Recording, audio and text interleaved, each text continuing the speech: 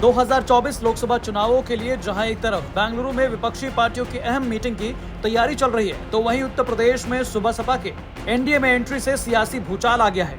सुबह सपा प्रमुख ओम प्रकाश राजभर ने 15 जुलाई को भाजपा की अगुवाई वाले एनडीए का हाथ थाम लिया। अब ऐसे में सवाल उठता है कि आखिर बीजेपी के लिए ऐसी क्या मजबूरी थी कि उन्होंने ओम प्रकाश राजभर को एनडीए में फिर से शामिल कर लिया। तो चलिए आपको बताते हैं कि ऐसा क्यों हुआ। दरअसल पूर्वांचल में ओम प्रकाश राजभर ओबीसी नेताओं में बड़ा चेहरा रखते हैं। राजभर की ओर से ठीक 2024 से पहले उठाया गया ये महत्वपूर्ण कदम है, जो लोकसभा चुनावों से पहले बीजेपी के चुनावी अभियान को और मजबूत करने की दिशा में काम करेगा।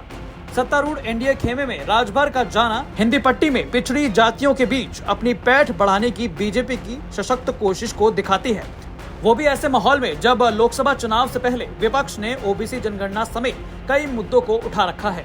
केंद्र सरकार ने अब तक अन्य पिछड़ा वर्ग की जनगणना की मांग पर चुप्पी साध रखी है, जो सबसे बड़ा वोटर है। इस वर्ग की ओर से 2014 के बाद से मतदान केंद्रों पर प्रधानमंत्री नरेंद्र मोदी के नेतृत्व में सत्तारूढ़ पार्टी के लिए बढ़ती प्राथमिकता दिखाई गई है।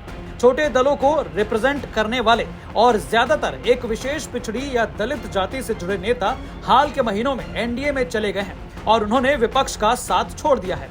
इसका मुख्य कारण ये बताया जा रहा है कि बीजेपी कभी नहीं चाहती कि पूर्वांचल में ये छोटे दल अलग चुनाव लड़कर मार्जिनल डिफरेंस वाले वोट से बीजेपी को नुकसान पहुंचाएं या फिर विपक्षी दलों के साथ जुड़कर उन्हें मजबूत बनाएं।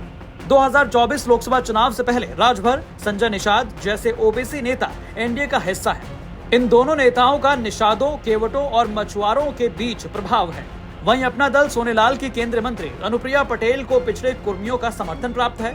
ऐसे में लोकसभा चुनाव से पहले बीजेपी किसी तरह की कमी नहीं रखना चाहती है और यूपी में बिसात बिछाने से पहले सभी समीकरणों को करीब से समझ लेना चाहती है, क्योंकि इस बार चुनाव प्रदेश का नहीं केंद्र सरकार का है। ब्यूरो रिपोर्ट, यूपी तक।